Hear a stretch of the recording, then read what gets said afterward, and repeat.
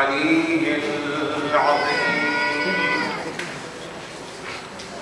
أعوذ بالله من الشيطان اللعين الرجيم.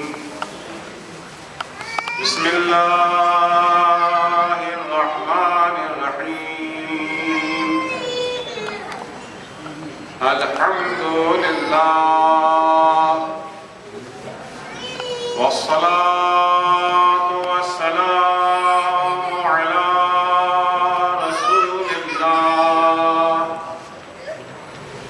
وعلى آله آل الله لا سيما بقية الله ولعنة الله على أعدائهم أعداء الله من يومنا هذا إلى لقاء الله. أما بعد فقد قال الله: يا أيها الذين أنفسكم وأهليكم نارا وقودها الناس والحجارة عليها ملائكة غلاظ شداد لا يعصون الله ما أمرهم ويفعلون ما يؤمرون. صلوات پڑھیں گے.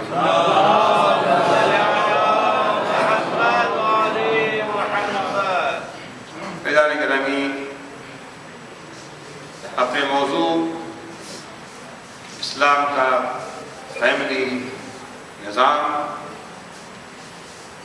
کے سلسلے میں عرض کیا تھا کہ اللہ نے فیملی کے سلسلے میں جو نظام بنایا ہے، جو سسٹم بنایا ہے اسلام نے، ایک اس کا مقصد ہے اور ایک اس کا طریقہ کار ہے، اس مقصد تک پہنچنے کا ذریعہ. مقصد جو اللہ نے قرار دیا ہے فیملی کے سلسلے میں، فیملی کے بنیادی دو رکن ہوتے ہیں: شوہر اور زوجہ. دونوں کی ذمہ داری اپنی فیملی کو اور خود کو آتش جہنم سے بچانا ہے. یا ایھا الذین آمنوا قوا انفسکم واہلیکم نارا. خود کو بھی آتش جہنم سے بچاؤ اور اپنی فیملی کو بھی آتش جہنم سے بچاؤ. وہ جہنم جس کا ایندھن انسان اور پتھر ہے.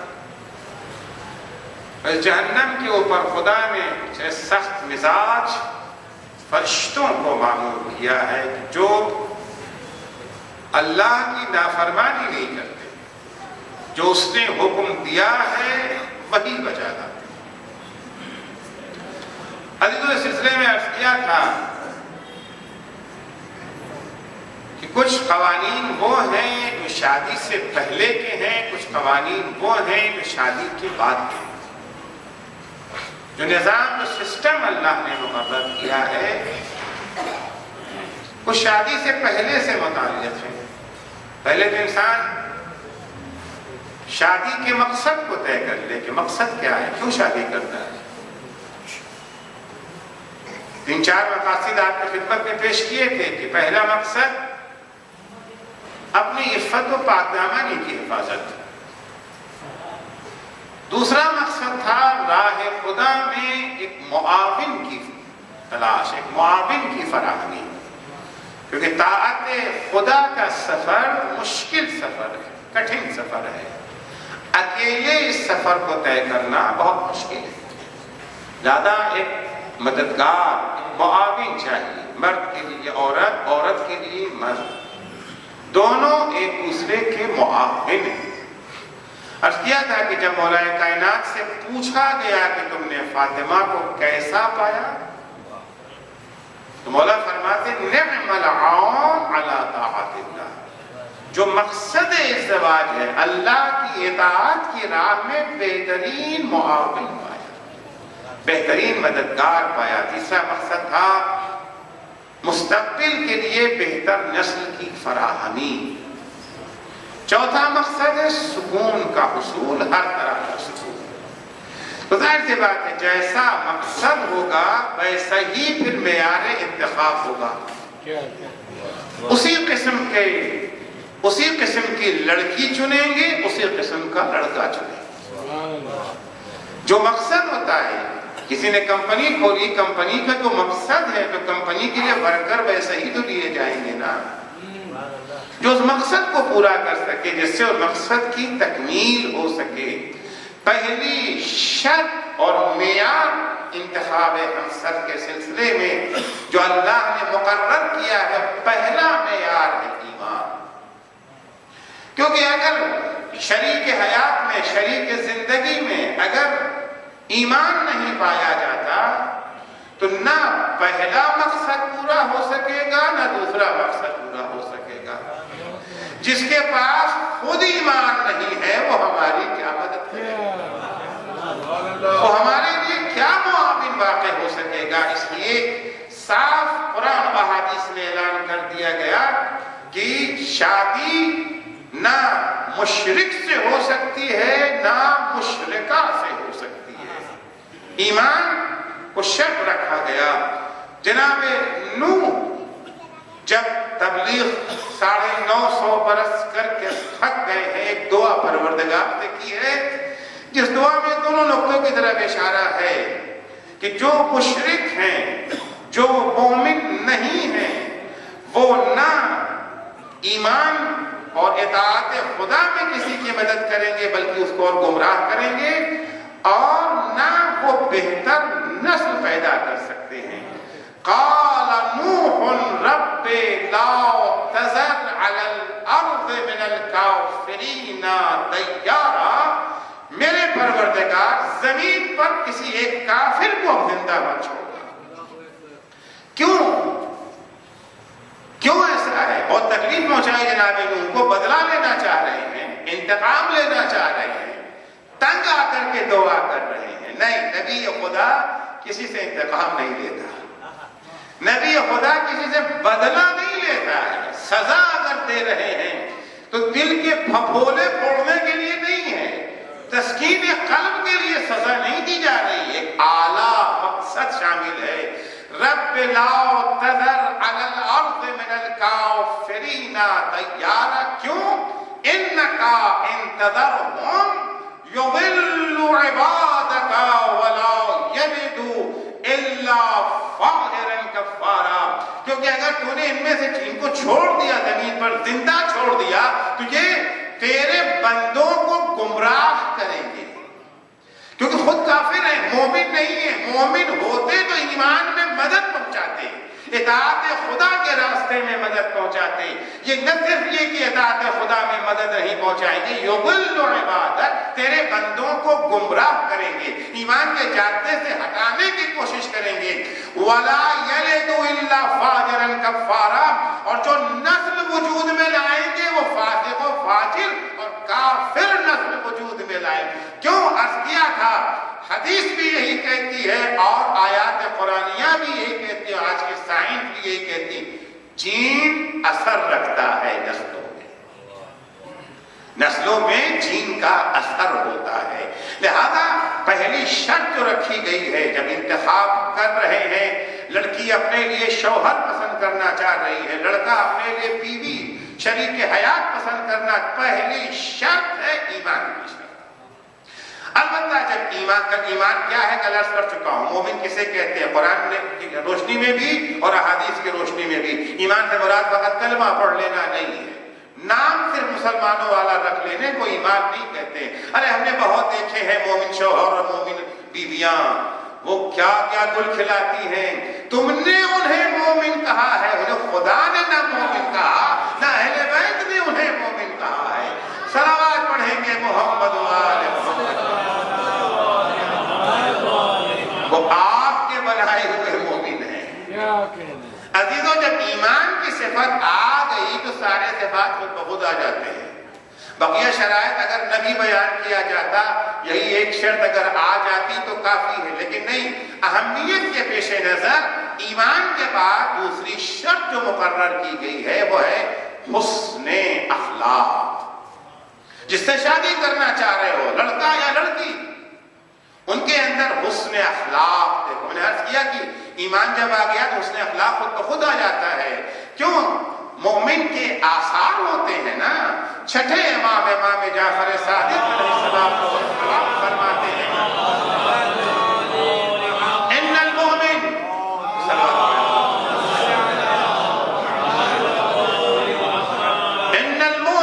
ان العلم خلیل المؤمن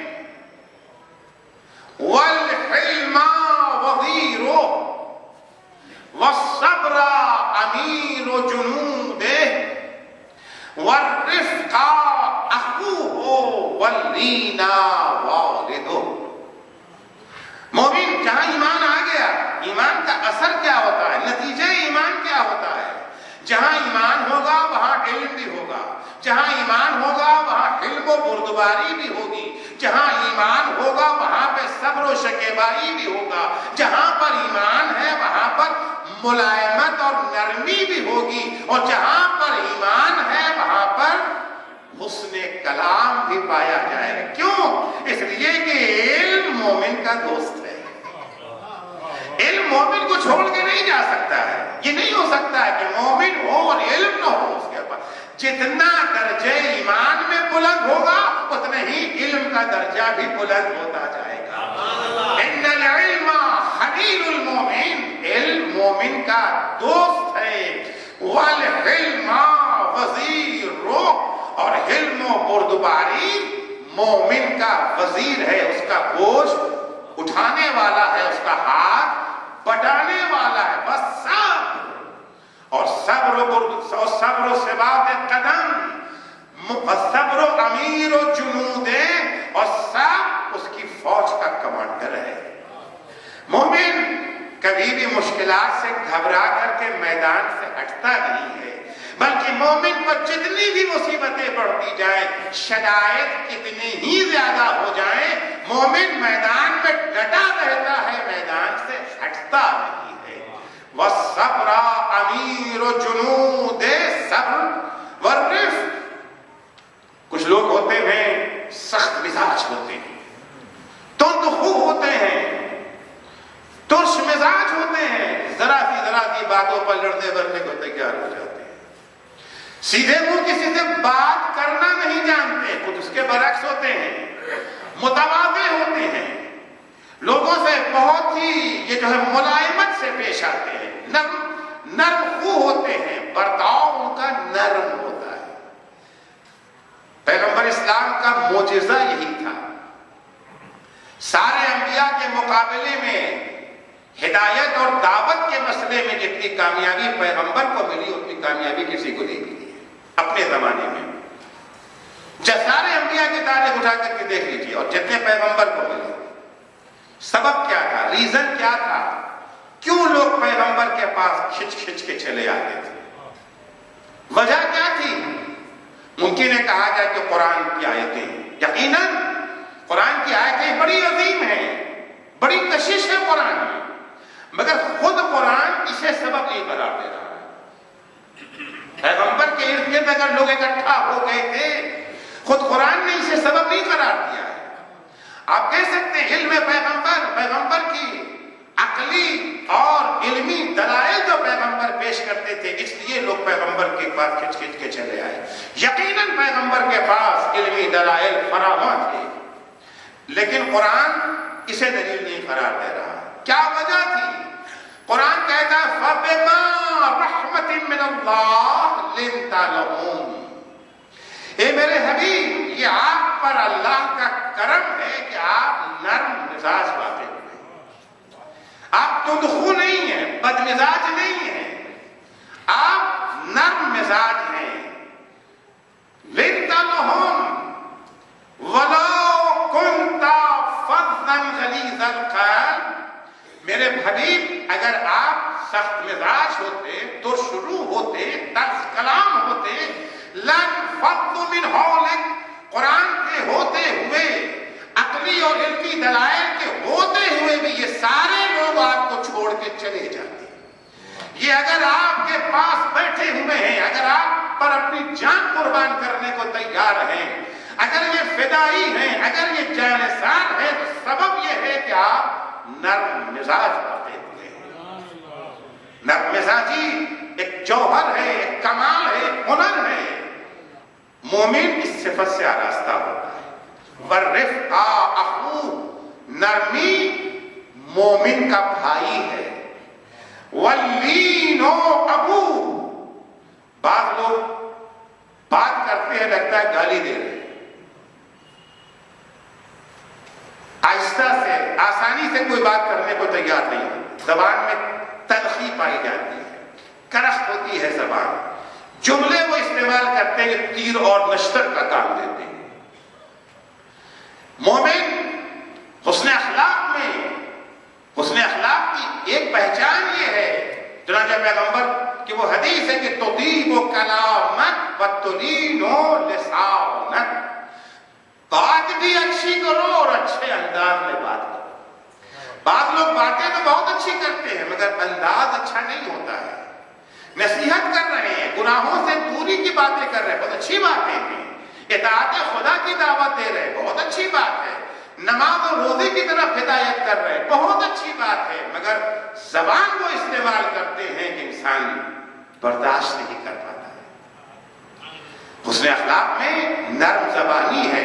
امام فرماتے ہیں کہ وَاللِّينُ أَبُوهُ، مومن کے ہاں نرم زبانی، نرم لہجے میں بات کرنا اس کے باپ کا درجہ رکھتا ہے۔ تو جب ایمان کی بات ہو گئی، یہ ساری چیزیں خود بخود آ گئیں، لیکن اہل بیت علیہ السلام نے الگ سے بھی بیان کیا ہے کہ جب اپنے لیے رشتہ ڈھونڈو، لڑکے کے لیے لڑکی، لڑکی کے لیے لڑکا، ایمان کا خیال رکھنا اور دیکھو حسن اخلاق کا بھی خیال رکھنا۔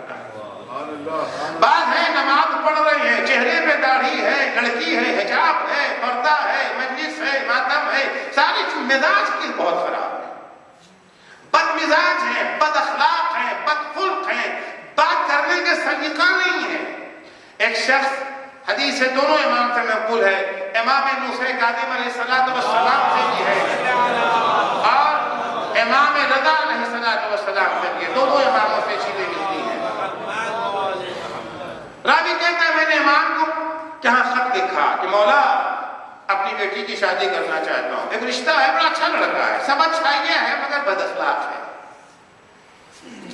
اخلاق اچھا نہیں۔ دیکھا ہوگا آپ نے بہت سے لوگ ہوتے ہیں، نماز ماشاءاللہ، روزہ کیا کہنا، دعائیں مناجات، دعائیں کمیل، دعائیں ندبہ، کچھ نہیں چھوٹتی ہے، ہر مجلس مذہب میں آگے آگے، ساری خوبیوں کی تک مزاج کے بہت برے ہیں، باہر بھی مزاج کے برے ہیں، گھر میں اس سے زیادہ برے ہیں، گھر میں اس سے زیادہ برے ہیں۔ مولا میں شادی کرنا چاہتا ہوں، اپنی بیٹی کی ساری خوبیاں ہیں، سب اچھائیاں ہیں مگر مزاج اچھا نہیں ہے، اخلاق اچھا نہیں ہے۔ امام نے لکھا لا تزوجہ ان کان سیء الخلق، اگر وہ بد اخلاق ہے تو اس سے اپنی بیٹی کی شادی مت کرنا، اگر بد اخلاق ہے تو بیٹی کی شادی اس سے مت کرنا۔ تیسری جو شرط معین کی ہے، پاس کیا تھا میں نے کل آپ کی خدمت میں، کہ کس خاندان سے تعلق ہے اس کا۔ خاندان سے مراد یہ نہیں ہے کہ کتنا مالدار خاندان ہے، چودھریوں کا خاندان ہے، نوابوں کا خاندان ہے، یہ مراد نہیں ہے۔ مراد ہے با تقوی خاندان ہے یا بے تقوی خاندان، دیندار خاندان ہے یا بے دین خاندان ہے، وفاداروں کا خاندان ہے یا بے وفاؤں کا خاندان ہے۔ اس چیز کو دیکھو، کیوں شادی کا مقصد کیا تھا، کر چکا ہوں، ایک مقصد ہے اطاعت خدا کے سفر میں معاون کی فراہمی، دوسرا مستقبل کے لیے بہتر نسل، بہتر نسل۔ عرض کر چکا ہوں کہ جین کا اثر ہے، جین کے اثرات ہوتے ہیں اور 90 پشتوں تک جین کا سلسلہ چلتا ہے پیغمبر کی حدیث کے مطابق، 90 پشتوں تک۔ پیغمبر فرماتے ہیں انظر فی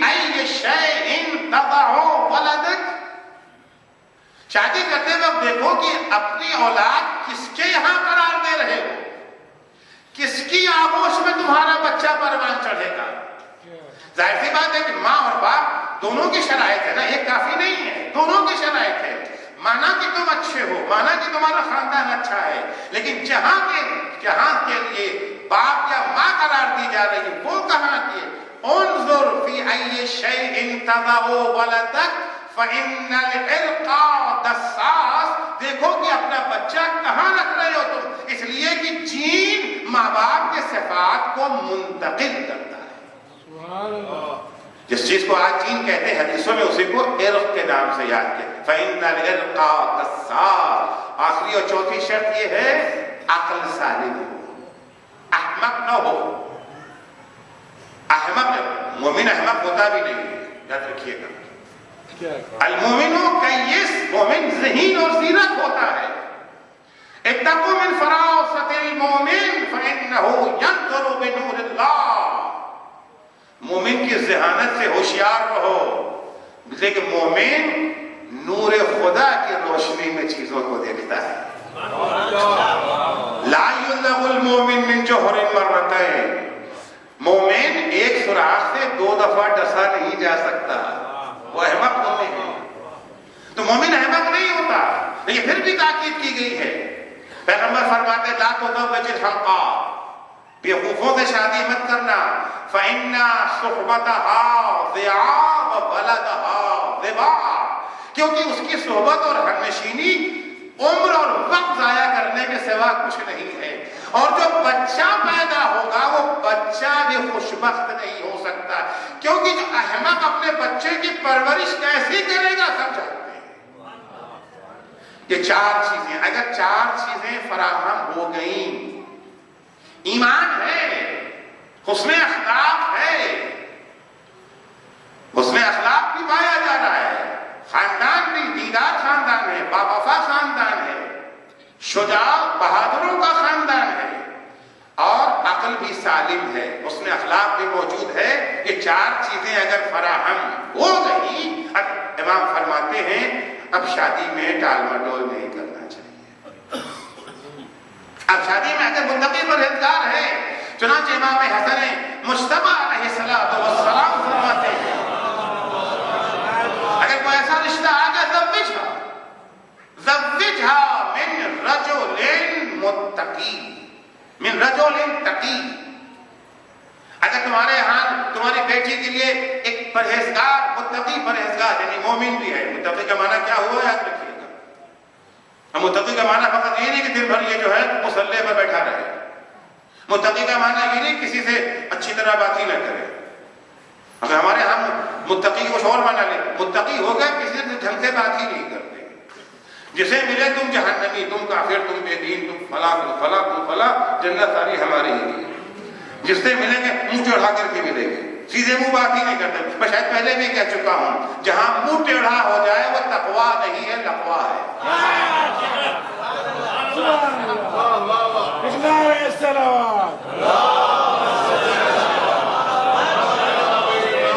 اگر متقی کا رشتہ آ گیا، یعنی مومن بھی ہے، حسن اخلاق بھی ہے، عقل بھی ٹھیک ٹھاک ہے، اس کی خاندان بھی اچھا ہے، زوجھا، اپنی بیٹی کی شادی کر دو اس سے۔ کیوں؟ اب ظاہر سے پہلے شادی کے بعد وہی صورتحال ہوتی ہے نا، گھر میں پہ آ کے دلہن آئی، پسند آئی یا پسند نہیں آئی۔ کبھی کبھی ہوتا ہے کہ بہت چھان بین کے مگر بعد میں بات اصل تو پتہ چلتا ہے جو ساتھ میں زندگی جو ہے بسر ہوتی ہے۔ گھر میں جب دلہن آ گئی، بیٹی آپ کی چلی گئی ان کے گھر میں، 2 ہاتھ سے خالی نہیں ہے، یا شوہر کو پسند ہے یا ناپسند ہے، یا اس سے محبت کرے گا یا نفرت کرے گا، 2 ہاتھ سے خالی نہیں ہے۔ ان احبها اقربها، اگر یہ متقی ہے، یہ پرہیزگار ہے، اگر یہ پسند آ گئی ہے، اس سے محبت اگر اسے ہو گئی ہے تو اکرمها، اسے عزت دے گا، اس کا احترام کرے گا، اسے توقیر سے پیش آئے گا۔ وَإِنْ أَبْغَضَهَا، اور اگر خدا نہ خواستہ ناپسند آ گئی، نفرت ہو گئی اس سے، لَا يَظْلِمُهَا، اس کے ساتھ ظلم نہیں کرے گا، اس کا تقویٰ اسے ظلم کرنے سے روک لے گا۔ کوئی بھی متقی شوہر بیوی پہ ظلم نہیں کر سکتا، اگر کہیں ظلم نظر آ جائے، کوئی شوہر بیوی پر ظلم کر رہا، دلیل ہے اس بات کی جس کے پاس تقویٰ نہیں ہے۔ یہ نہ کہیں کہ صاحب عورت ہی اچھی نہیں ہے، اچھی ہے یا بری، ہم دونوں بات، اگر اچھی ہے تو آپ اس کا اکرام کریں گے، عزت سے پیش آئیں گے، اور اگر بری ہے، نفرت کس سے کی جاتی ہے؟ اچھی سے کی جاتی ہے، بری سے کی جاتی ہے نا۔ ان ابغضا، اگر اس سے نفرت ہے، اگر اسے پسند نہیں ہے، ناپسند کرتا ہے، پھر بھی اس کے اوپر ظلم نہیں کرے گا۔ لہذا متقی سے شادی کر دو۔ یہ مت کہو کہ تم تو غریب ہو، ہم پیسے والے ہیں، تم غریب، ہم پیسے والے، ہم نواب ہیں، تم ایک عام آدمی ہو، تم مزدور ہو، مانا کہ مومن ہو، مانا کہ تمہارا اخلاق اچھا ہے، ساری چیزیں ہیں، مگر ہمارا تمہارا جوڑ ہی کیا ہے، میں تو پیسے والا ہوں۔ سنیے امام محمد باقر علیہ السلام کیا فرماتے ہیں،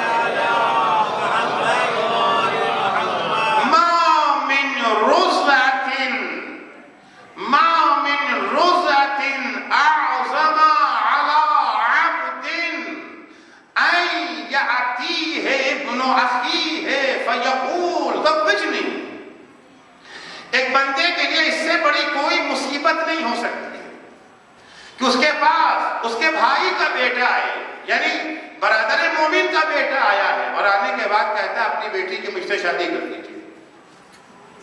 پلٹ کر کے وہ بندہ کہے فَيَقُولُ لَا أَفْعَلُ، میں نہیں کروں گا شادی۔ کیوں نہیں کروں گا؟ سبب کیا ہے؟ ایمان نہیں ہے، نہیں وہ تو ہے، تقویٰ نہیں ہے وہ تو ہے، اخلاق نہیں ہے وہ تو ہے، عقل نہیں ہے وہ ہے، پھر کیوں نہیں کروں گا؟ انا اغنا منک، ہمارے پاس تم سے زیادہ دولت ہے۔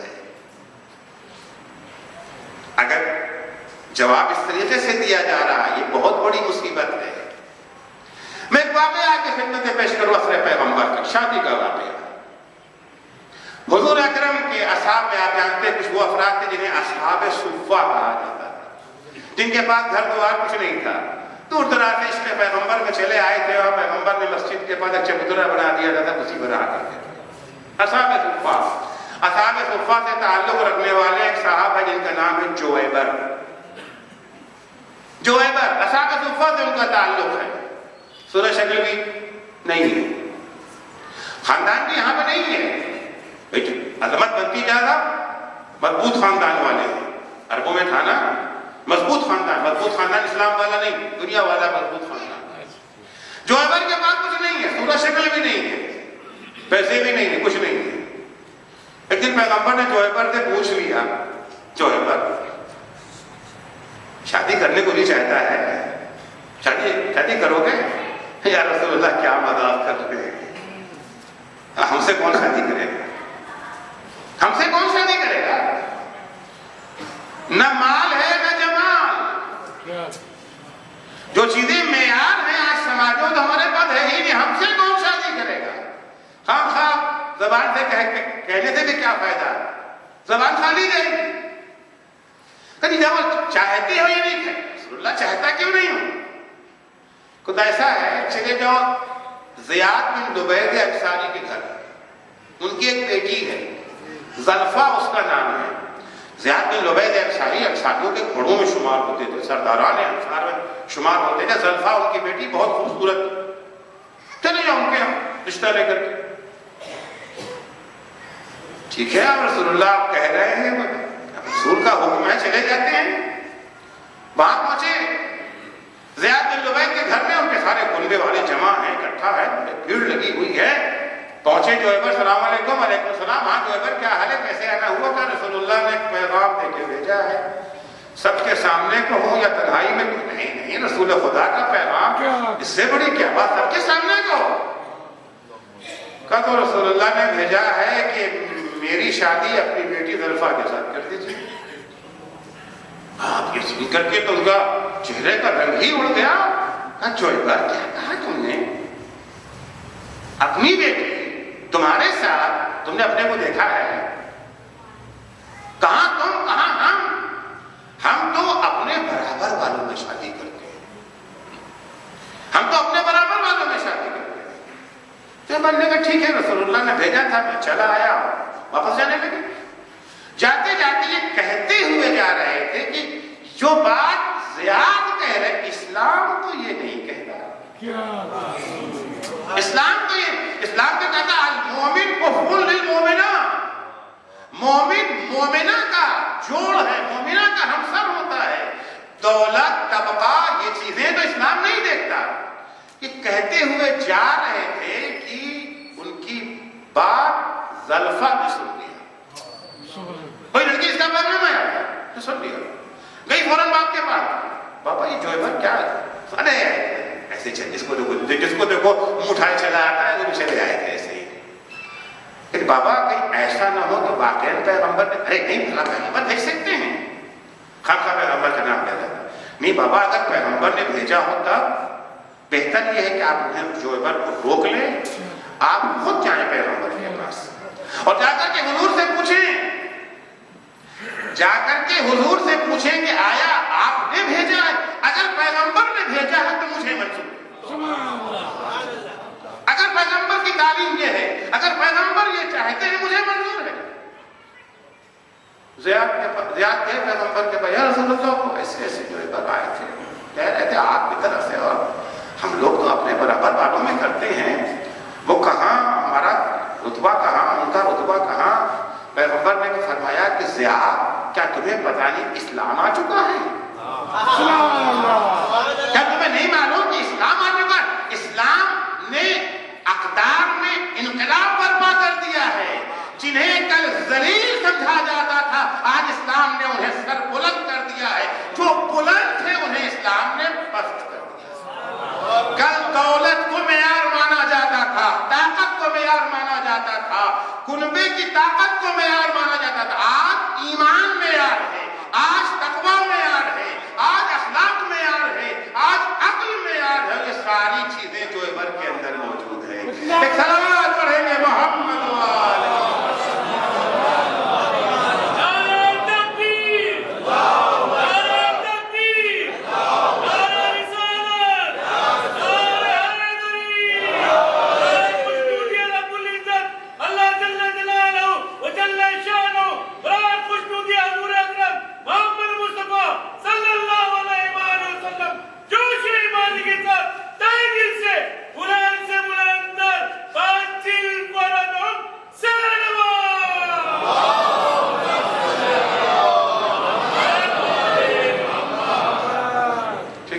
آپ کہتے ہیں تو یارو شادی کر دیا، اب شادی کے بعد جا کے کہاں جائیں گی؟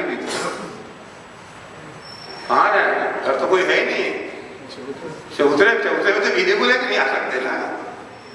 اب زیاد نے گھر بھی دے دیا، پیسے والے تھے، بہرحال ہے موجود ہے، جہیز کے طور پر نہیں، مومن کی مدد.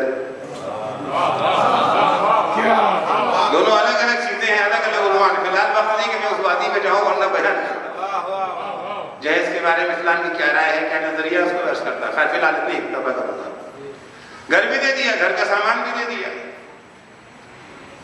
یہ ہے اسلام کی شادی، یہ ہے اسلام کا معیار. شرائط بیان کر چکے. اب ممکن ہے بہت سارے لوگ کہیں کہ ہماری شادی ہو چکی، ہم سن کے کیا کریں گے؟ سر ہمارے بارے میں بتائیے، ہم کیا کریں؟ اب تو ہو گئی. دو مرحلہ ہے نا، ایک شادی سے پہلے کا، ایک شادی کے بعد کا. کچھ یہاں وہ بھی ہیں جن کی شادی نہیں ہوئی ہے، ان کے کام آئے گا پہلے والا مرحلہ، اور اب بعد والا مرحلہ. شادی ہو گئی جیسی بھی ہونا تھی، اب آ گئی قسمت میں جو بھی تھا. شادی ہو گئی ہماری، اب کیا کریں؟ کس طریقے سے زندگی بسر کریں، کس طریقے سے زندگی بسر کریں، کیا فرائض ہیں ہمارے اور کیا حقوق ہیں ہمارے. اب سوال ہوتا ہے کہ بیوی کے کیا فرائض ہیں اور شوہر کے کیا فرائض ہیں، دوسرے کے فرائض حقوق میں. دیکھیے اسلام کا فیملی سسٹم جو ایک پیکیج کی شکل میں ہے. ایک چیز کو اگر لیجیے گا قانون کو تو بات کبھی سمجھ میں نہیں آئے گی. ہمیشہ مسائل پیدا ہوں گے، ہمیشہ مشکلات پیدا ہوں گے. بہت سارے مقررین اپنی تقریروں میں کہہ دیتے ہیں کہ سب عورتوں کی ذمہ داری نہیں ہے گھر میں کام کرنا. ایک بات کہہ کے چلے جاتے ہیں، اس کے بعد وہ بجائے محبت قائم ہونے کے جھگڑے اور بڑھ جاتے ہیں. اب تو پتہ چل گیا کہ میری ہماری ذمہ داری تھوڑی ہے، ہم کیوں پکائیں گے کھانا، ہم کیوں کریں گے. کیا کہنا. اتنا ہی نہیں ہے، اسلام کا فیملی نظام ایک پیکج کی شکل میں ہے. اس پیکج میں کچھ قانون فطرت ہے، کچھ قانون شریعت ہے. کچھ چیزیں قانون فطرت کی شکل میں ہیں، کچھ چیزیں قانون شریعت کی شکل میں. اور قانون شریعت بھی کچھ واجب کی شکل میں ہے، کچھ مستحب کی شکل میں ہے. جب تک اس پورے پیکج کو نہیں لیں گے تب تک اس کا فائدہ نہیں ملے گا، نتیجہ نہیں نکلے گا، ثمرہ نہیں نکلے گا اس کا. قانون فطرت کیا ہے عزیزو؟ میاں بیوی کا رشتہ قانون کی بنیاد پر اللہ نے قائم نہیں کیا ہے، محبت کی بنیاد پر قائم کیا ہے. جہاں محبت آ جاتی ہے وہاں قانون کی ضرورت نہیں رہتی ہے. جہاں محبت آ گئی وہاں قانون کی ضرورت نہیں رہ جاتی ہے.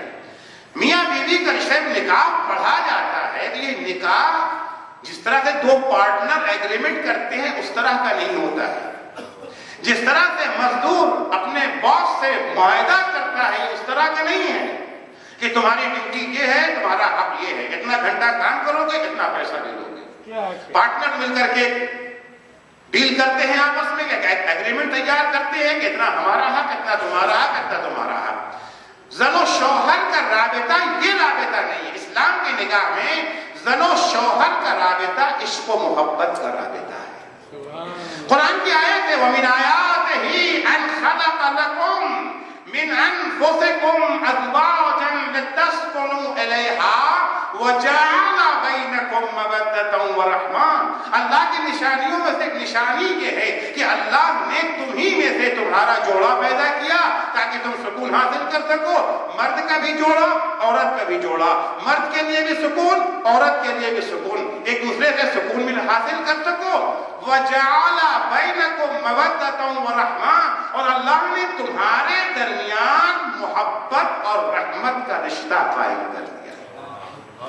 دو اجنبی لڑکے لڑکی جو زمانے میں ایک دوسرے کو نہیں پہچانتے تھے، لو میرج کا سلسلہ تو اب چل رہا ہے نا. ارینج میرج جب ہوا کرتی تھی، اتفاقاً ارینج میرج والوں میں جتنی محبت پائی جاتی ہے اتنی لو میرج والوں میں نہیں پائی جاتی. تجربہ تو یہی ہے نا جو سامنے کی حقیقت ہے. جعل بینکم، چاہے وہ ارینج میرج ہی کسی کو دیکھا بھی نہیں تھا، تصور بھی نہیں تھا، ادھر سے نکاح جاری ہوا، عجب محبت دونوں کے دل میں پیدا ہو گئی. اب کتنے دن باقی رہے گی یہ الگ مسئلہ ہے. اللہ نے محبت قائم کر دی، قائم اللہ نے کر دی ہے، باقی رکھنا یہ ہماری ذمہ داری ہے. سبحان اللہ، سبحان اللہ. باقی رکھنا ہماری ذمہ داری ہے. جہاں محبت کا رشتہ آ جاتا ہے وہاں یہ کوئی نہیں پوچھتا کہ ہمارا حق کیا ہے. وہاں تو قربانی ہوتی ہے نا جہاں محبت ہے. اب آپ دیکھیں کہ شادی کی ابتدائی دن تھوڑی بہت اب تک محبت برقرار ہے، کتنے دن باقی رہے گی نہیں معلوم، لیکن شروع میں محبت ہے نا. اگر بیوی نے ایسی چائے بنا کے لا کے دے دی جو حلف سے نیچے بھی نہیں جا سکتی ہے، مگر واہ کیا چائے ہے، کیا تعریف کر کے پی جاتے ہیں، کیوں؟ ابھی محبت ہے نا.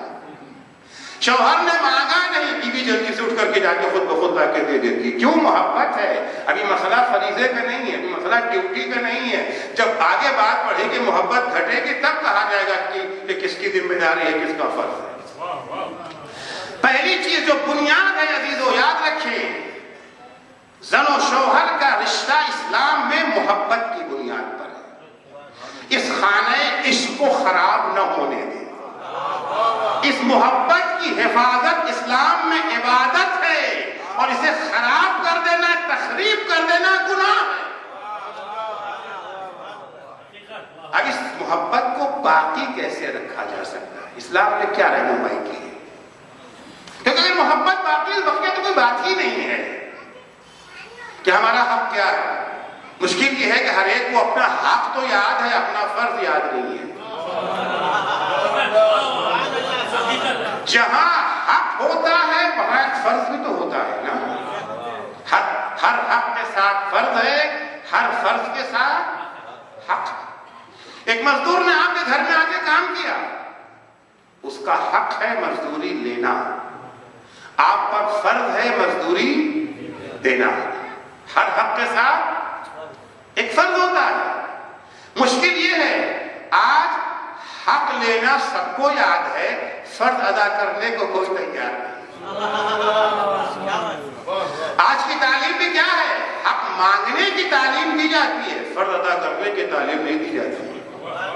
آج جتنی تنظیمیں بنی ہے کاہے کی تنظیمیں ہیں؟ حق لینے والی ہے نا، فرض ادا کرنے والی میں کوئی تنظیم ہے؟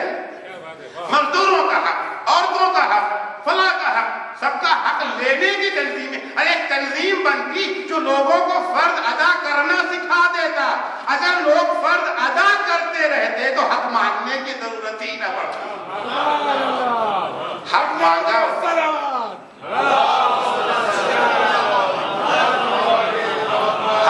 وہاں جاتا ہے جہاں فرض ادا نہیں کیے جاتے۔ خانہ عشق کو خراب نہ ہونے دیں، اس کی تخریب گناہ ہے اور اس کی حفاظت عبادت ہے۔ جن چیزوں کے ذریعے سے ہم اس کی حفاظت کر سکتے ہیں انہیں پہلی چیز یہ ہے کہ شوہر بیوی سے، بیوی شوہر سے زیادہ توقع نہ رکھے۔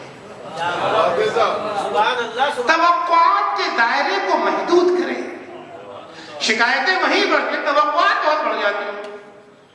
بیوی آئی گھر میں کھانا پکایا، جیسے ہماری اماں کھانا پکاتی ویسا تو نہیں ہے۔ ماں کے ہاتھ کا پکایا وہ قورمہ، بات ہی کیا ہے؟ آپ کیوں توقع رکھ رہے ہیں؟ 50 سالہ 60 سالہ ماں سے مقابلہ 20 سالہ لڑکی سے کر رہے ہیں۔ ان کا تجربہ کہاں، ان کا تجربہ کہاں؟ اتنی ہی توقع رکھیں۔ بیوی کو شوہر سے توقع، وہ ہماری بہن کے شوہر ہے، دیکھو سونے میں لاد دیا ہے انہوں نے۔ ارے آپ کی بہن کا شوہر جو ہے وہ بڑا بزنس مین ہے، آپ کا شوہر بیچارہ غریب ہے، مزدور ہے، کسی اسکول کا معمولی ٹیچر ہے، تو کہاں سے ان کا مقابلہ ہو سکتا ہے؟ توقعات کو دیکھیے، خدا بھی اتنی ہی توقع رکھتا ہے بندے سے جتنی اس میں کیپیسٹی ہے۔ لا یکلف اللہ نفسا الا وسعها، اللہ اتنی ہی ڈیوٹی دیتا ہے جتنا بندے کے بس میں ہے۔ شوہر اور بیوی ایک دوسرے کے ساتھ رہتے رہتے ان کو اندازہ ہو جاتا ہے کہ کتنی کیپیسٹی کس کی ہے، معلوم ہو جاتا ہے نا۔ مثال کے طور پر ہماری بیوی کو کھانا کیسا پکانے آتا ہے شوہر کو پتا ہے۔ اب خامخواہ آپ نے 50 مہمان بلا لیے، سب کے سامنے کھانے، میری بیوی ایسا پتا ہے کہ اچھا کھانا پکانا نہیں جانتی ہے، تو خامخواہ 50 مہمان بلا کر کے ذلیل کر نہیں تو ہوا نا۔ اب توقعات کیوں اتنی بڑھا لیں؟ یا بیوی جو ہے شوہر کے سر سے، دونوں کی میں عرض کرتا ہوں، میں کسی ایک جانب سے نہیں بولتا، دونوں کی ظاہر سی بات ہے کہ تالی دونوں ہاتھ سے بجتی ہے نا، ایک ہاتھ سے تالی نہیں بجتی ہے۔ ایک فریق کا ساتھ دینا یعنی گھر توڑنا،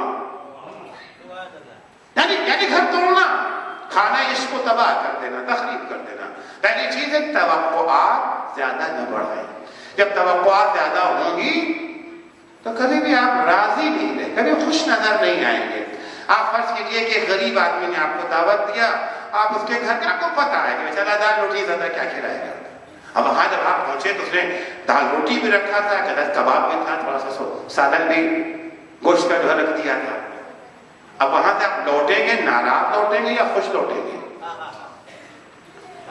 توقع کی توقع تھی ہی نہیں۔ ارے صاحب نے دعوت کیا، بہت بڑے نواب ہے، بڑے پیسے والے آدمی ہیں، اور انہوں نے کہا تھا ہمارے یہاں کبھی آنا تو کھانا دیکھنا کیا ہوتا ہے۔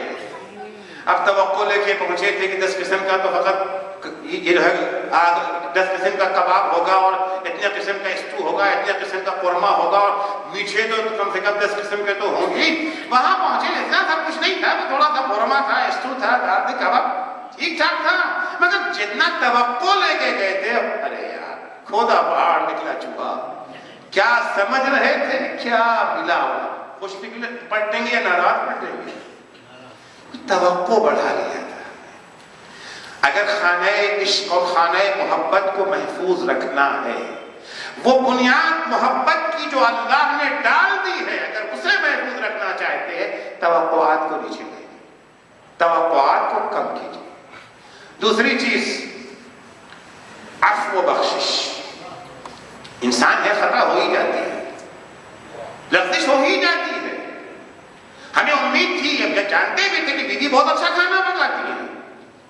دو چار دوستوں کو بھی بلا لیا، وہ حاجی کو کمرہ ہوا، کھانا جل گیا، حاجی ہے نمک زیادہ پڑ گیا، اب سب کے سامنے سبکی ہو رہی ہے نا، اور بہت سے ملوات ملے ہو رہے ہیں، مہمان کے سامنے یا مہمان کے جانے کے بعد برسنا شروع کر دیا۔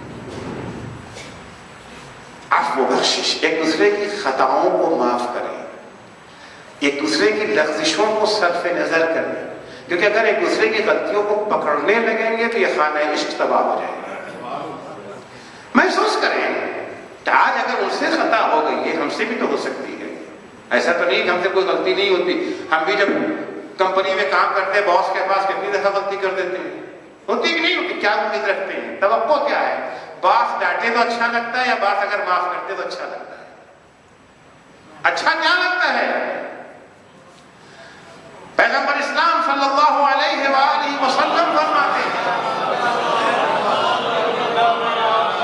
من اقال مسلما عثرتہ اقال اللہ عثرتہ یوم القیامہ، اگر تم دنیا میں اپنے کسی مسلمان کی کسی غلطی اور لغزش کو معاف کر دو گے، اللہ قیامت کے دن تمہاری لغزشوں کو معاف کرے گا۔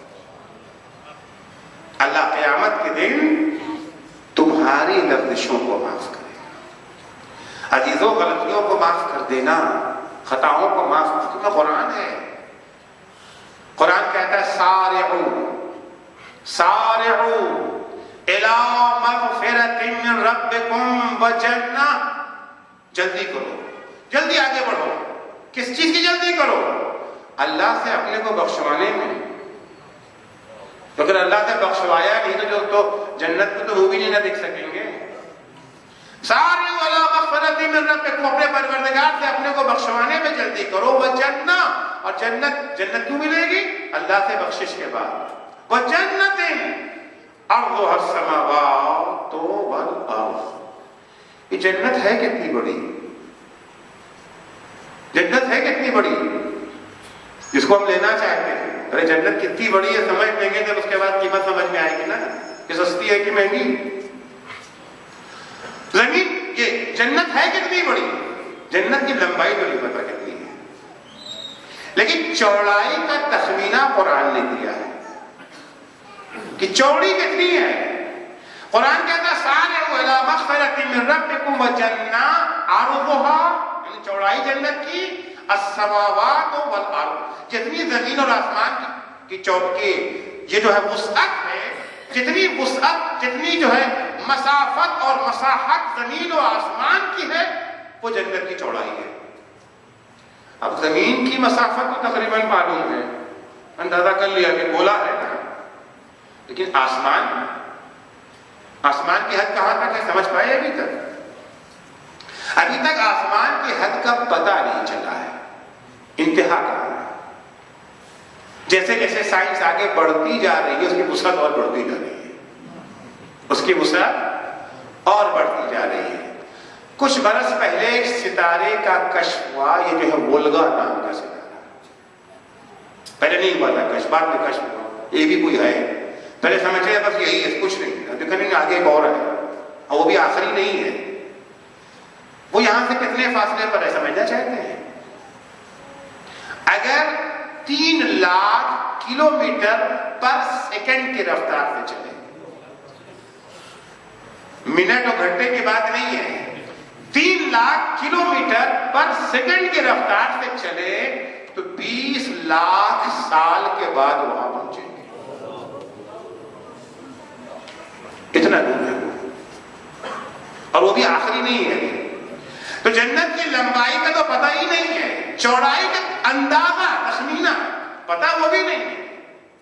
یہ جنت ہے کس کے لیے؟ اس کی قیمت کیا ہے؟ سب جا سکتے ہیں اس میں؟ اللہ نے کس کے لیے بنائی؟ اسی آیت میں ہے اعدت سارعوا الی مغفرۃ من ربکم وجنہ عرضها السماوات والارض اعدت للمتقین۔ اللہ نے یہ جنت صرف متقیوں کے لیے بنائی ہے۔ متقی کون ہے؟ اگر جب عرض کر چکا ہوں، اب قرآن پھر تعارف، متقی کون ہے؟ للمتقین الذین ينفقون فی السراء والضراء، اچھے حالات ہیں ان کے تب بھی، برے حالات ہیں تب بھی راہ خدا میں انفاق سے نہیں چوکتے. اچھے حالات ہیں تو لاکھوں دے دیتے ہیں، برے حالات ہیں تو 2 روپے دے دیتے ہیں. انفاق کا اور کیا کرتے ہیں؟ وَالْكَاظِمِينَ الْغَيْظَ. اور متقیوں کی دوسری پہچان یہ ہے کہ اپنے غصے کو پی جاتے ہیں. تیسری پہچان کیا ہے؟ وَالْعَافِينَ عَنِ النَّاسِ. لغزشوں کو لوگوں کی معاف کر دیتے ہیں. جب دوسروں کی لغزشوں کو معاف کرنے کا حکم اسلام میں ہے تو شوہر بیوی کی خطا کو معاف کرے. بیوی شوہر تو سب سے قریب ہے نا. دوسروں کو معاف کرے یا نہ کرے آپ کے کاشانہ محبت کا کوئی اثر نہیں پڑتا ہے، لیکن اگر یہاں خطاؤں کو معاف نہ کیا تو کاشانہ محبت بکھر جائے گا. وہ بنیاد جو فیملی کی بنیاد کس چیز کے اوپر ہے؟ تو پہلی چیز تھی کم توقعی، دوسری چیز عفو و بخشش. تیسرا سبب اس سے محبت باقی رہ سکتی ہے وہ یہ ہے کہ ایک دوسرے پر اپنی برتری نہ جتائے. ارے تم کیا کس خاندان کی؟ میرے خاندان کو دیکھو تو ہے اپنی شکل کے آئینے میں دیکھو. میں فلاں. بیوی شوہر کے اوپر برتری جتائے، شوہر بیوی پر برتری جتائے. بیوی اگر مالدار گھرانے سے آ گئی ہے، چلو باپ ان کے اچھے تھے، مومن آدمی تھے، متقی پرہیزگار لڑکا دیکھ کر کے شادی کر دیا، مگر غریب تھا. بیوی آ تو گئی غریب کے ہاں مگر امارت بھول کے نہیں آئی. اب بار بار شوہر کو تانا دیا جا رہا ہے. ارے ہم اپنے باپ کے گھر میں تھے کتنے، تمہارے گھر میں جب سے آئے ہیں، تمہارا گھر یہ ہمارا گھر وہ، تمہارا خاندان یہ ہمارا خاندان وہ. شوہر بیوی کو اگر بیوی مالدار گھر سے آ گئی ہے، تقوی کی بنیاد کے اوپر غریب کو انتخاب کر لیا ہے، آنا ہے تو خدیجہ کی طرح آؤ. خدیجہ بھی تو مالدار تھی، پیغمبر کے پاس تو نہیں تھا مال و دولت. دنیا کی مال و دولت پیغمبر کے پاس نہیں ہے، لیکن خدیجہ کی طرف آؤ. جب آئی ہیں اپنی امارت کو بھلا کے آتے ہی کہتی ہیں میرے سرتاج میں آپ کی کنیز ہوں، یہ سارا مال و دولت آپ کا.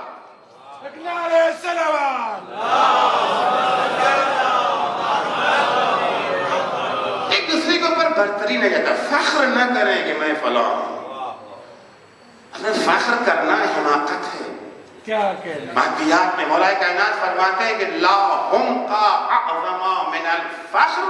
ایک دوسرے پر برتری جتانے سے بڑی حماقت کوئی ہے ہی نہیں. کس پر برتری جتا رہے ہو؟ مولا فرماتے ہیں ما لابن آدم والفخر. یہ آدم کا بیٹا کس چیز پر ناز کرتا ہے، کس چیز پر کرتا ہے؟ اولہ نطفہ و آخرہ جیفا. اس کی ابتدا نطفے سے ہے اور انتہا یہ جو ہے مردار پہ ہے. جو چھوئے اس پر غسل واجب ہے. کس چیز کا فخر کر رہے ہو؟ لا یرزق نفسہ ولا یدفع حتفا. یہ انسان ناز کرتا ہے ارے نہ یہ اپنے کو جو ہے رزق دے سکتا ہے، نہ اپنی موت کو ٹال سکتا ہے. ایک روٹی تو یہ انسان کھا نہیں سکتا، 10 آدمی کی محتاجی اسے ہوتی ہے. کوئی کسان جا کے کھیت میں گیہوں بوئے، کوئی جو ہے گیہوں کو کہ فصل کو کاٹے، کوئی پیسے، کوئی پکائے، تب جا کے ان کی دہن میں. یہ اپنا پیٹ تو بھر نہیں سکتا ہے، غرور کتنا اسے ہے. مال ابن آدم. اس چیز کا خیال رکھنا ہے وہ کیا ہے؟ ایک دوسرے کے اوپر برتری نہ جتائیں. برتری اگر جتائیں گے تو معاملات خراب ہو جائیں گے. چوتھی چیز اور آخری چیز بیان کر کے گفتگو ختم کرو. باتیں تو بہت ہیں انشاءاللہ، جو کچھ بچے گا کل عرض کروں گا. آج ایسے بھی مجلس لیٹ شروع ہوئی، ٹائم کافی ہو گیا. اخلاص. اگر محبت کو باقی رکھنا چاہتے ہیں، اخلاص یعنی ہر عمل اللہ کے لیے، ہر عمل اللہ کے لیے. جو شکوے شکایت ہوتے رہتے ہیں عام طور سے، ہم نے تمہارے ساتھ یہ کیا، تم نے یہ کیا، بدلہ لینا چاہیے. شوہر بیوی سے، بیوی شوہر سے. تو اسی سے محبتیں کیا ہوتی ہیں؟ ظاہر ہونے لگتی. نہیں، جو کچھ بھی کیا شوہر کے بس میں جو تھا، جو کر دیا آپ نے. آپ بڑے مالدار ہیں، اپنے بیوی کو سر سے پیر تک سونے میں لاٹ دیا. اب امید کیوں رکھتے ہو کہ ہم نے چونکہ سونے میں لاٹ دیا ہے لہذا وہ آ کر کے ہمارا سر دبائیں؟ کیوں توقع ہے بھائی؟ جو چاہے شوہر بیوی کی خدمت کرے یا بیوی شوہر کی خدمت، دونوں کے لیے ہے، یہ نہیں ہے شاید کل عرض کروں اس کو، دونوں کی خدمت کرنا ہے۔ اور پہلی مجلس میں عرض کر بھی چکا ہوں کہ شوہر بیوی کی خدمت کرے، بیوی شوہر کی خدمت کرے، دونوں کا عمل جہاد ہے اور دونوں کو شہید کا درجہ ہے۔ پہلی مجلس میں عرض کر چکا ہوں اس سے، جس نے جس کی بھی خدمت کی ہے، کسی پر احسان مت جتاؤ، دنیا میں اس کی توقع مت رکھو۔ بیوی نے اگر شوہر کی خدمت کی ہے تو للہ خدمت کرے، اللہ کے لیے خدمت کرے، کیونکہ دنیا والے، دیکھیے حقیقت یہ ہے کہ دنیا والے کسی کی خدمت کا بدلہ دے ہی نہیں سکتے، صرف پروردگار ہے، اور پروردگار کسی کے نیک کام کو ضائع نہیں ہوتے۔ ان اللہ لا یضیع اجر المحسنین، اللہ نیک کام کرنے والوں کے اجر کو ضائع نہیں کرتا ہے۔ اور عزیزو، دنیا والے اگر دیں گے، 1 گھنٹہ اگر آپ نے کام کیا تو مزدوری کتنی دیر کی ملے گی؟ 1 گھنٹے کی ملے گی۔ 10 گھنٹہ کام کیا، مزدوری کتنے کی ملے گی؟ 10 گھنٹے کی، اگر دے دیا وہ بھی، ورنہ 10 گھنٹہ کام کرو تو 6 گھنٹے کے دیتے ہیں۔ آج کے پرائیویٹ جاب والوں کے بارے میں یہ سنتے ہیں نا، کہنے کو تو 8 گھنٹے کی جاب ہوتی ہے، مگر وہ 10 گھنٹہ 12 گھنٹہ کب جا کر کے ختم ہوگی اور کوئی اوور ٹائم نہیں۔ اور اگر دے بھی دیا تو 1 گھنٹے کے بدلے میں، اچھا اگر آپ کو اجر مل گیا تو 1 گھنٹے کے بدلے میں 1 گھنٹے کی مزدوری، 10 گھنٹے کے بدلے میں 10 گھنٹے کی مزدوری۔ لیکن جب خدا اجر دیتا ہے تو کم سے کم 10 گنا دیتا ہے، کم سے کم، جو کہاں بھی عرض کروں، قرآن کی آیت پڑھوں گا، کم سے کم من جاء بالحسنۃ فلہ عشر امثالها، جو ایک نیکی لے کے آئے گا اللہ 10 گنا اسے دے، یہ کم سے کم ہے۔ اور زیادہ کتنا ہے؟ 10 گنا سے اچانک جمع ہو جاتا ہے 700 گنا پر، 700 گنا دے گا اللہ۔ مثل الذین ينفقون اموالهم فی سبیل اللہ کمثل حبۃ انبتت 7 سنابل وفی کل سنبلۃ 100 حبہ۔ جو لوگ راہ خدا میں خرچ کرتے ہیں اپنے مال و دولت کو، ان کی مثال اس دانے کی مانند ہے۔ یہ دانے نے قربانی دے کر کے اپنے کو زمین میں دفن کر دیا، دانے نے قربانی دے کر کے اپنے کو زمین میں دفن کر دیا، تو اللہ نے بدلے میں کیا دیا؟ انبتت 7 سنابل، 7 بالیاں نکلی اور ہر بالی میں 100 دانے، ایک دانہ قربان ہوا تھا، 700 دانے سامنے۔ خدا کیا دیتا ہے؟ 700 گنا، کم سے کم کتنا تھا؟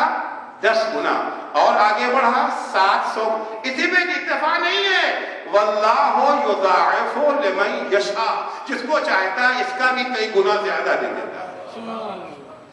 واللہ واسع علیم، اللہ وسعت والا بھی ہے اور علم والا بھی ہے، جانتا بھی ہے کہ آپ نے نیک کام کیا ہے اور دینے کے لیے خزانے میں موجود بھی ہے۔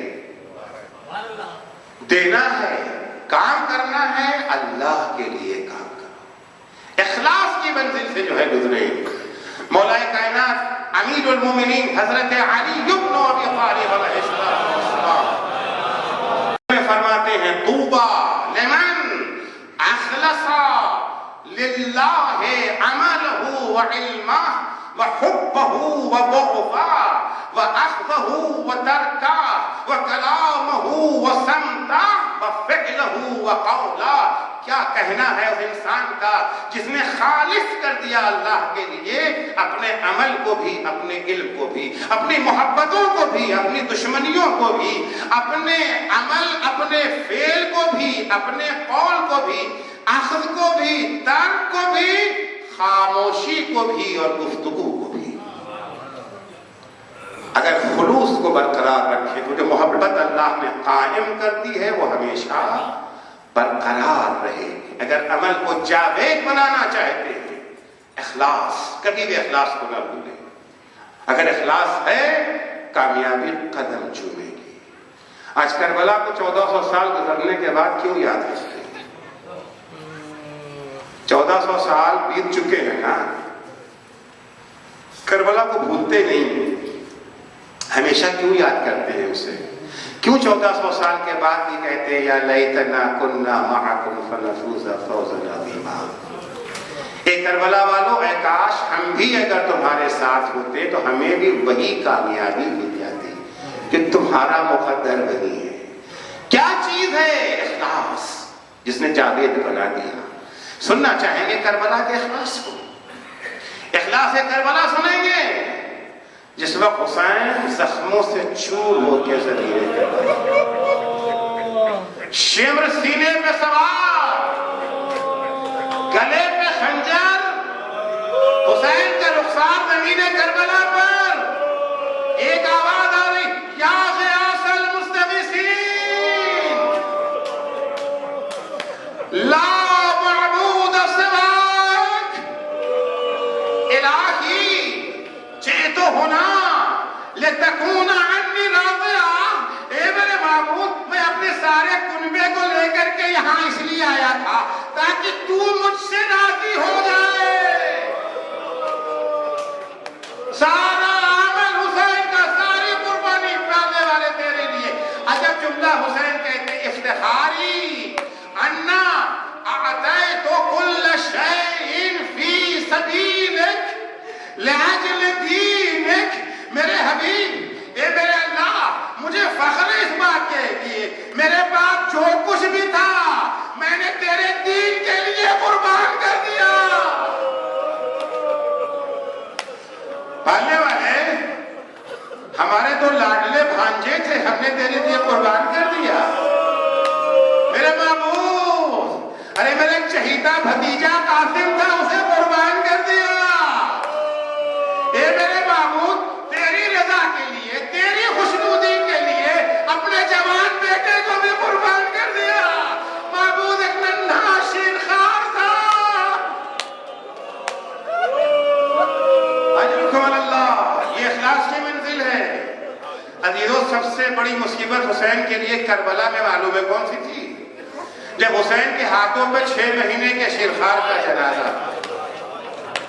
آپ عاشور کے دن حسین کی عمل کی تراسی کرتے ہیں نا، جب حسین کے ہاتھوں پر 6 مہینے کے بے شیر کا جنازہ تھا، حسین کبھی آگے بڑھتے تھے کبھی پیچھے ہٹتے تھے، کبھی آگے بڑھتے تھے کبھی پیچھے ہٹتے تھے۔ کیا وجہ ہے؟ جنازہ لے کے خیمے میں جا کیوں نہیں رہے؟ ماں کو کیا جواب دے؟ یہ چھوٹا سا جنازہ حسین کے ہاتھوں پہ کتنا بھاری ہو گیا ہے۔ ارے حسین خفا سے جنازے ہی تو اٹھا رہے تھے، کبھی اونو محمد کا جنازہ، کبھی قاسم کا جنازہ۔ اونو محمد کا جنازہ اٹھایا، قدموں میں لرزش تھی، اضطراب تھا، آگے پیچھے ہیں نہیں۔ قاسم کا جنازہ ٹکڑے ٹکڑے جنازہ تھا، بیوہ بھاوچ کے سامنے لے جا کے جنازہ رکھنا کوئی آسان بات نہ تھی، مگر حسین کہیں رکے کہیں کھچکے۔ ارے علی اکبر کا جنازہ اٹھ نہیں رہا تھا، بنی ہاشم کے بچوں کو بلایا تھا، اے بنی ہاشم کے بچوں آؤ آؤ۔ ارے بوڑھے باپ سے جوان کا جنازہ نہیں اٹھتا، مگر کوئی اس طرح کوئی بے چینی نہیں ہے نا۔ یہ ننھا سا جنازہ اتنا بھاری ہو گیا ہے حسین کے ہاتھوں پر۔ حسین کبھی آگے بڑھتے ہیں کبھی پیچھے ہٹتے۔ سب سے بڑی مصیبت ہے نا، اس بڑی مصیبت کے حسین کی زبان پہ کیا ہے؟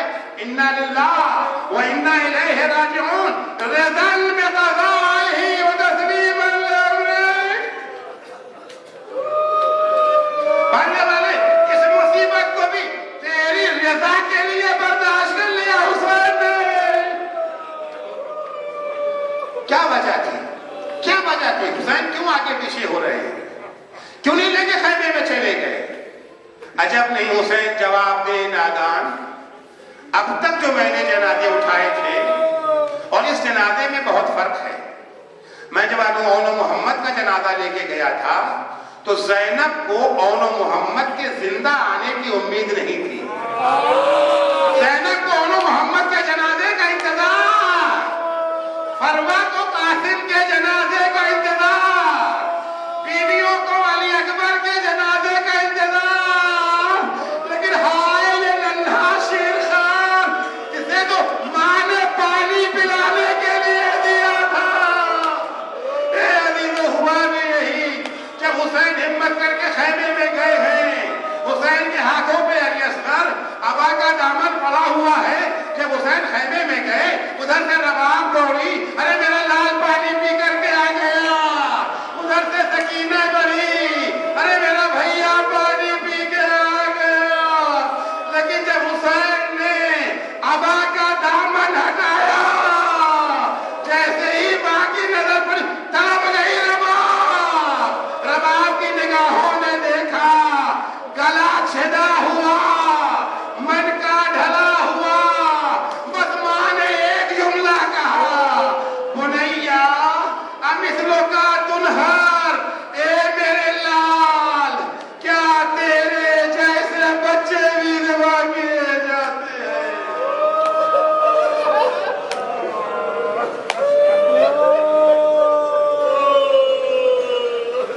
الا لعنت اللہ علی قوم ظالمین وسيعلم الذين ظلموا أي منقلب ينقلبون.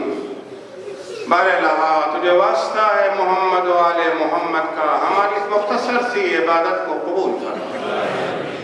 پالنے والے صدقے میں اہل بیت اطہار علیہم السلام کے ہمیں توفیق عنایت فرما. وہ خانہ محبت جسے اللہ نے ہمیں بنا کے دیا ہے، ہم اسے تخریب نہ کریں. پالنے والے وہ ساری چیزیں جو محبت پہ کمی کا سبب بنتی ہیں ہمیں اس سے دور رکھیں. معبود تجھے واسطہ ہے محمد و آل محمد علیہ السلام کا، جو بیمار ہیں انہیں شفائے کاملہ عاجلہ عطا، جو مقروض ہیں ان کے قرضوں کو ادا، جو پریشان حال ہیں ان کی پریشانیوں کو دور فرما. پر الہا جو بے روزگار ہیں انہیں حلال اور پاکیزہ روزگار عنایت، جو صاحب روزگار ہیں ان کے روزگار میں مزید ترقی اور انہیں اپنے بے روزگار بھائیوں کی مدد کی توفیق عنایت. پر الہا جو بے اولاد ہیں انہیں نیک اور صالح اولاد عنایت، جو صاحب اولاد ہیں انہیں اپنی اولاد کی دینی تعلیم و تربیت کی توفیق عطا. پر الہا شیعان حیدر کرار، محبان اہل بیت اطہار، زائران سید الشہداء، عزاداران مظلوم کربلا جہاں کہیں بھی ہوں ان کی جان، مال، عزت، آبرو کی حفاظت فرما. بار الہا مراجع کرام اور رہبر معظم انقلاب اسلامی کی حفاظت فرما. بار الہا امام زمانہ کے ظہور میں تعجیل فرما. جب حضرت کا ظہور ہو تو ہمارے اعمال ایسے ہوں کہ ہم ان کے اصحاب و انصار میں شمار ہو سکیں. اللہم عجل فی فرج مولانا صاحب الزمان واجعلنا من اعوانہ و انصارہ.